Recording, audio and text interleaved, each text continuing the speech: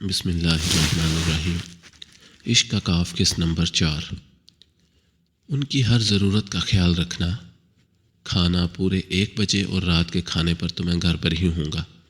بہتر صاحب وہ ادب سے بولا۔ بس جاؤ، اور واپس پلٹ گیا۔ اب میں چلوں گا، گھبرائیے گا نہیں، اور یہاں سے جانے کا بھی مت سوچیے گا، کیونکہ میری غیر موجودگی میں کوئی آپ کو یہاں سے جانے نہیں دے گا۔ شام کو لوٹوں گا تو باقی باتیں ہوں گی، پھر طے کریں گے کہ آپ کو آگے کیا کرنا ہے۔ وہ مسکراتا ہوا کپڑوں والی الماری کی طرف بڑھ گیا۔ ارے ہاں، مجھے اپنا وعدہ تو بھول ہی گیا۔ اچانک واپس آ کر وہ پھر کرسی پر بیٹھ گیا اور اسے کچھ نہ سمجھنے والے انداز میں دیکھنے لگی۔ دیکھیے صاحب، ابو تو ہمارے بھی اللہ کو پیاروں کی فہرست میں شامل ہو چکے ہیں، بس ایک امی ہے، اور ان کا یہ اکلوتا کلم کلا فرزند ارجمند۔ آج کل وہ زمینوں پر گئی ہوئی ہیں، بڑی سخت گیر ہے، ملازموں کو سر پر نہیں چڑھاتی، ان کی خبر لیتی رہتی ہیں، اور میں یعنی مسٹر طاہر امپورٹ ایکسپورٹ کی فرم کا واحد اور بلا شرکت غیر مالک ہوں، تاکہ وقت گزرتا رہے، بیکار بیٹھنے سے بچنے کا ایک بہانہ ہے۔ بس یہ تھی ہماری مختصر زندگی، جس کے بارے میں نے آپ کو بتانے کا وعدہ کیا تھا۔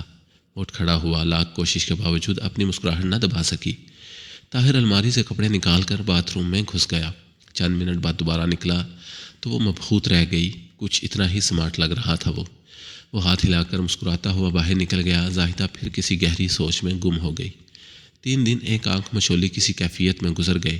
اس شام وہ ڈاکٹر ہاشمی کے ہاسپٹل میں ان کے پاس موجود تھا۔ طاہر بیٹے، ڈاکٹر ہاشمی کرسی سے اٹھ کر کھڑکی کے قریب چلے گئے۔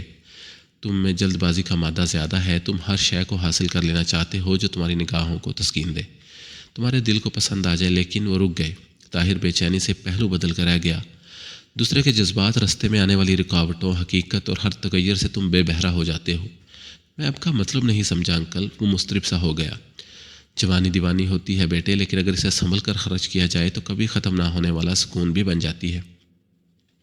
اس نے پھر کچھ کہنا چاہا، مگر ڈاکٹر ہاشمی نے ہاتھ اٹھا کر اسے روک دیا۔ اس کے ادھ کھلے ہونٹ پھر بند ہو گئے۔ ابھی اس اجنبی لڑکی کو یہاں آئے ہوئے صرف 3 دن ہوئے ہیں، اور تم اسے جنم جنم کا ساتھی جان کر شریک حیات بنانے کا بے وقوفانہ فیصلہ کر بیٹھے ہو۔ مگر اب دنیا میں ہے بھی کون انکل، اسے یہ بات بخوشی قبول ہوگی۔ غلط کہتے ہو، تم اس کے دل میں جھانک کر نہیں دیکھ سکتے۔ تمہارا کیا خیال ہے، اختر کی محبت اتنی جلدی اس کے دل سے حرف غلط کی طرح مٹ گئی ہو گئی؟ اس نے خود کہنے سے کیا ہوتا ہے؟ کہنے کو تو اس نے سب کو مردہ کہہ دیا، جن سے اس کا چچا چچی اختر سب شامل ہے۔ لیکن کیا وہ حقیقتاً مر گئے ہیں؟ نہیں، وہ زندہ ہے، جیسے میں، تم اور وہ خود۔ لیکن ابھی بیگم صاحبہ یہاں نہیں ہیں، چند روز میں وہ بھی لوٹ آئیں گی، اور اس وقت تم ایک عجیب مصیبت میں گرفتار ہو جاؤ گے طاہر۔ تم ان کی طبیعت سے واقف ہو، لیکن میں فیصلہ کر چکا ہوں۔ وہ فیصلے بدل دینے کی عادی ہیں۔ میں بھی انہی کی اولاد ہوں انکل، اور اگر اس لڑکی نے ہی تمہارا فیصلہ ماننے سے انکار کر دیا تو؟ وہ سچ مچ پریشان ہو گیا۔ ڈاکٹر ہاشمی کی ہر بات اپنی جگہ اٹل تھی۔ بات کو سمجھنے کی کوشش کرو بیٹے، وہ نرمی سے اس کا شانہ تھپکتے ہوئے بولے۔ ابھی اس کے زخم تازہ ہیں، ان پر ہمدردی اور پیار کا مرہم رکھو، اسے حوصلہ دو، جلد بازی کو کچھ عرصے کے لیے خیر بات کہہ دو۔ اگر تم اس کے دل کا زخم بھرنے میں کامیاب ہو گئے تو شاید سب کچھ ہو جائے جو تم سوچ رہے ہو، مگر فی الحال ایسا کوئی چانس نہیں۔ شیش چلی کا خیالی پلاؤ تم جیسا انسان نہ پکائے تو اچھا ہے، ورنہ حقیقت کی بھوک تمہیں ایسے ناک پھاکے پر مجبور کر دے گی جو جان لیوا بھی ہو سکتی ہے۔ طاہر نے اس کی آنکھوں میں جھانکا، وہ مسکرا دیے۔ دھیرے سے اس کا شانہ تھپکا، اس نے سر جھکا لیا۔ وقت آنے پر میں تمہارے ساتھ کھڑا ہوں گا، وہ آہستہ سے بولے، اور اسے جیسے بہت بڑا سہارا مل گیا۔ اللہ حافظ، وہ مسکرا کر دروازے کی طرف بڑھ گئے۔ اللہ حافظ، وہ ہولے سے بولا اور کسی گہری سوچ میں ڈوب گیا۔ شوخیوں پر نکھار آتا چلا گیا، شرارتیں بڑھتی چلی گئیں، تکلف کی دیواریں گرنے لگیں، دبی دبی پھیکی پھیکی مسکراہٹیں بلند بانگ زندگی بھرپور کہکوں میں ڈھل گئی۔ یک طرفہ محبت کی آگ کے شعلے بلند ہونے لگے، نیندیں اڑنے لگی، قرار چھن گیا، سکون رخصت ہو گیا۔ دفتر کا عملہ اس کی یکدم بڑھ جانے والی زندہ دلی، ظرافت، پیار کو کسی کے مل جانے سے تشبیہ دینے لگا۔ اس کی اسٹینو امبر نے تو کئی بار اسے ہنسی ہنسی میں بات بھی کہہ دی تھی۔ دوسری طرف زاہدہ محبت سے بے خبر تھی۔ لگتا یہی تھا وہ اپنے ماضی کو فراموش کر چکی ہے، لیکن اس کے دل میں کیا تھا یہ کوئی نہ جانتا تھا۔ ہاں، کبھی کبھی اختر کی یاد اسے بے چین کر دیتی تو وہ کچھ دیر کے لیے اداس ہو جاتی، لیکن جب اختر کی زیادتی کا خیال آتا تو اداسی ذہن سے جھڑک دیتی، اس کے خیال کو دل سے نکال پھینکنے کی کوشش کرنے لگتی۔ ایسے موقع پر طاہر اس کے بہت کام آتا۔ وہ منٹوں میں اس کی اداسی کو شوخی میں بدل دیتا، اسے کہکوں میں گم کر دیتا۔ ماضی کو فراموش کر کے وہ مستقبل سے لاپرواہ ہوئے جا رہی تھی۔ تاہم یہ حقیقت اپنی جگہ چٹان کی طرح موجود تھی کہ لاکھ کوشش کے باوجود وہ اختر کی مکمل یادوں کو کھرچ دینے میں ناکام رہی تھی۔ آج اسے طاہر کے ہاں آئے 2 ماہ ہو رہے تھے۔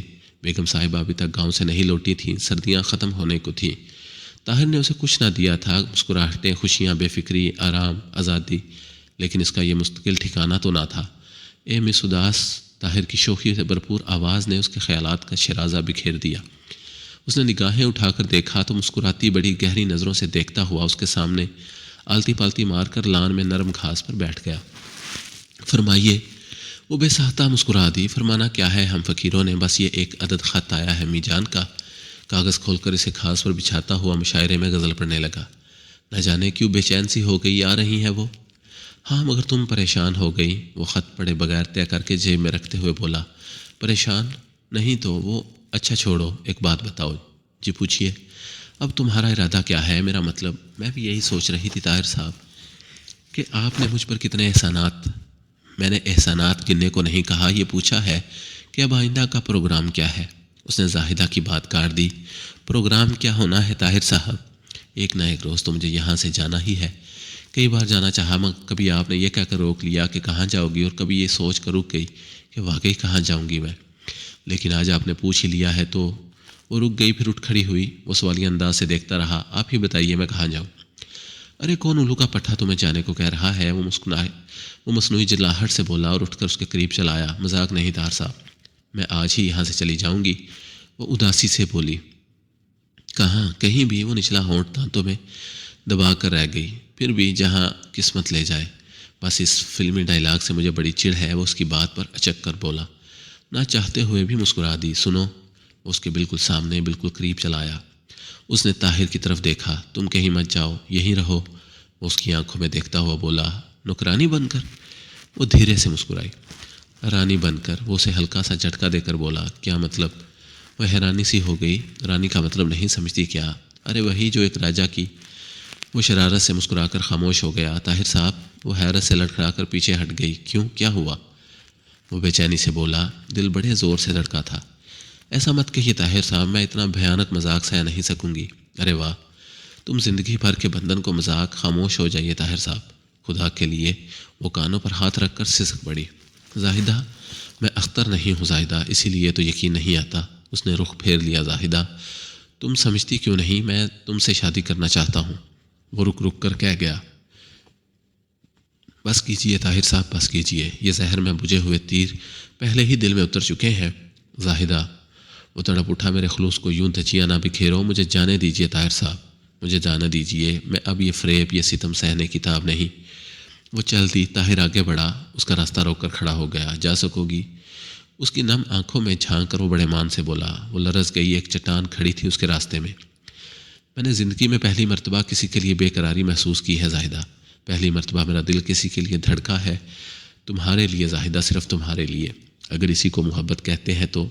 طاہر صاحب، وہ پھر سسکی۔ ہاں زاہدہ، میں نے جب تمہیں پہلی بار دیکھا تھا تو نہ جانے کیوں تمہیں دل میں سمو لینے، دھڑکنوں میں چھپا لینے کو جی چاہا۔ میں نے اپنا کوئی آئیڈیل نہیں بنایا زاہدہ، مگر اب لگتا ہے تو میری نامحسوس اور اندیکھی آرزوؤں کی تصویر ہو۔